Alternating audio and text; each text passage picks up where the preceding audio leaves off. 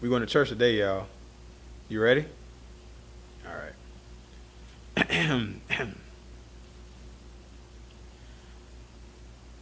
What God has for me, it is for me.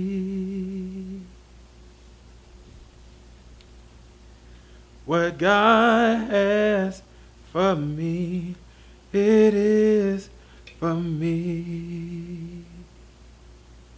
I ain't no singer, but y'all listen. And I know without a doubt that He will bring me out. Oh, 'cause what God has for me, it is for me. It's true. What God has for you is for you. And what God has for me is for me. But sometimes the things that God has for us are going to be things that we don't necessarily want. And that's a part of the message that a lot of people don't want to receive. You know, I used to sit right here in this church. This is where I spent most of my childhood.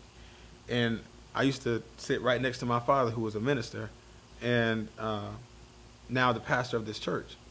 And he understood that not everything that God has for you is going to be something peach and creamy. It's not always going to be a job promotion or more money or a wife or, you know, a husband. It's not always going to be, you know, these hopeful and great things that we expect.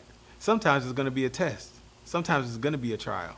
Sometimes it's going to be some hard times, because this is the way that God shows himself. You know, sometimes you go through something so hard, and there's a lot of you out there who are really going through some tough situations, and you're asking God, why me, why me, why me? And it's discouraging you and it's bringing you down.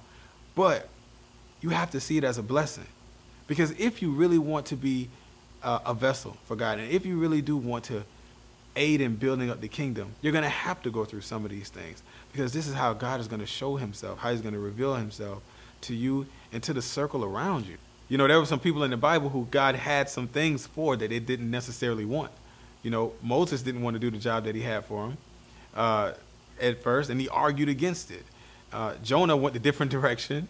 And the examples go on and on. Even Jesus was on the cross, and he asked, Father, why have you forsaken me?